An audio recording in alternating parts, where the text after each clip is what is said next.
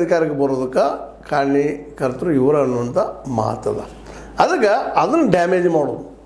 Damage ಅಂದರೆ ಅವರೊಬ್ಬರೇ ಇಲ್ಲಪ್ಪ ಲಿಂಗಾಯತ ನಾಯಕರು, ನಾನು ಬಸವಣ್ಣ ಫಾಲೋವರ. ಬಸವಣ್ಣ ಅಂದಾಗ ಮತ್ತೊಮ್ಮೆ ನೆನಪು ಆಯ್ತು. ಮೊನ್ನೆದ ಬಸವಣ್ಣನ ಬಗ್ಗೆ ಇವರು ಮಾತಾಡಿದಕ್ಕೆ ಹೊಳೆಗೆ ಹಾರಿದರು, ಅದರಂತ ನಾನಾ ಬಸವಣ್ಣ ಅನ್ನುವಂಥ ಮಾತುಗಳಿಗೆ ಟೀಕೆಗಳು ಸಾಕಷ್ಟು ಬಂತು. ಅದಕ್ಕೆ ಉತ್ತರನೂ ಕೊಡ್ತಾ ಇದ್ದಾರೆ ಅವರು. ಏನಪ್ಪ ಅಂತಂದ್ರೆ, ನನ್ನ ಹೇಳಿಕೆ ಬಗ್ಗೆ ಮಾತನಾಡುತ್ತಿರುವ ಮಠಾಧೀಶರು ಮೊದಲು ಸರ್ವಜ್ಞನ ವಚನಗಳನ್ನು ಓದರಿ. ನಾನು ಕ್ಷಮೆ ಕೋರುವುದರಿಂದ ಏನೂ ಆಗಲ್ಲ, ನನ್ನ ನಾಲಿಗೆ ಕತ್ತರಿಸ್ತೀನಿ ಎನ್ನುವ ಸ್ವಾಮೀಜಿಗಳು ಬಸವಣ್ಣನ ಅನುಯಾಯಿಗಳೇ ಅಲ್ಲ. ನನ್ನನ್ನು ಚುನಾವಣೆಯಲ್ಲಿ ಸೋಲಿಸುತ್ತೇವೆ ಎನ್ನುವ ಸ್ವಾಮೀಜಿಗಳು ಅಸಲಿ ಅಲ್ಲ, ಅವರು ಬಸವಣ್ಣನ ನಕಲಿ ಅಭಿಮಾನಿಗಳು. ಅಂದರೆ ಅವರನ್ನು ಇವತ್ತು ಧ್ಯಾನಿಸಿಬಿಟ್ಟಿದ್ದಾರೆ ಅವರು. ಅಂದರೆ ಈ ಎಲ್ಲ ನೆಲೆಯಲ್ಲೇ ಮತ್ತು ಈಗ ಅವರ ಏನಪ್ಪ ಈ ನಮ್ಮ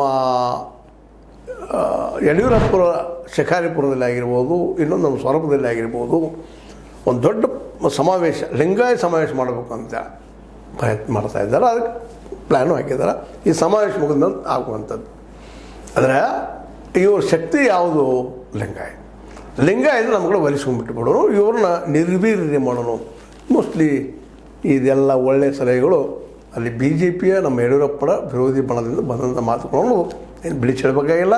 ಅಂದರೆ ಇದನ್ನು ಒಂದು ಸ್ಪಷ್ಟ ಆಯ್ತಲ್ಲ ಇವತ್ತು. ಯಡಿಯೂರಪ್ಪನವರು ವಿರೋಧಿ ಆದಂಥ ಯತ್ನಾಳರಿಂದ ಒಬ್ಬರೇ ಇಲ್ಲ, ಅನೇಕರಿದ್ದಾರೆ. ಮತ್ತು ಹೈಕಮಾಂಡದಲ್ಲಿ ಅವ್ರ ಪ್ರಭಾವ ಜಬರ್ದಸ್ತದ. ಹೀಗಾಗಿ ನಮ್ಗೆ ಗೆತ್ತಾಗೋ ಪ್ರಶ್ನೆ ಇಲ್ಲರಿ, ನಾವೇನು ಮುಂದಿನ ನಮ್ಗೆ ಭವಿಷ್ಯ ಐತಿ ಅಂತ ಸೂಕ್ಷ್ಮ ಹೇಳಿದ್ದಾರೆ.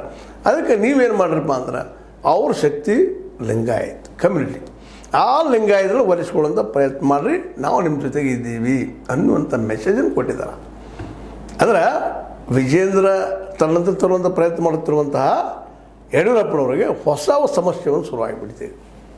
ಅವ್ರೇನು ತಿಳ್ಕೊಂಡಿದ್ರು, ಮತ್ತು ಪಾಪ ಅವರು ಭಾಳ ಮೆತ್ತಗನೂ ಮಾತಾಡಿದರು. ಸಮಸ್ಯೆ ಯಾವ ರೀತಿ ಬರ್ಬೋದು ಅಂತ ತಿಳ್ಕೊಂಡು, ಇಲ್ಲ ಅವರ ಮಾತಾಡೋಕೆ ನಾವು ಬಗೆಹರಿಸ್ಕೊಳ್ತೀರಿ ಅನ್ನೋ ಮಾತು ಮಾತಾಡಿದರು. ಮತ್ತು ಒಂದಿಷ್ಟು ಅವರ ಅಭಿಮಾನಿಗಳು ಇಲ್ಲ ಅವ್ರ ಶಿಕ್ಷೆ ಆಗ್ತದೆ, ಪಕ್ಷದ ಹೊರಗೆ ಹಾಕ್ತಾರೆ, ಹಾಗೆ ಹೀಗೆ ಏನೇನೋ ಮಾತಾಡಿದರು.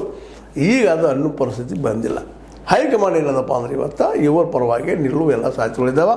ಮತ್ತು ಇವರಲ್ಲೇ ದೊಡ್ಡದಾಗಿ ಈಗಾಗಲೇ ನಿಮಗೆ ಗೊತ್ತದ ಲಿಂಬಾವಳಿ ಅವರಾಗಿರ್ಬೋದು, ರಮೇಶ್ ಜಾರಕಿಹೊಳಿ ಅವರಾಗಿರ್ಬೋದು, ಬಂಗಾರಪ್ಪನವ್ರ ಮಗ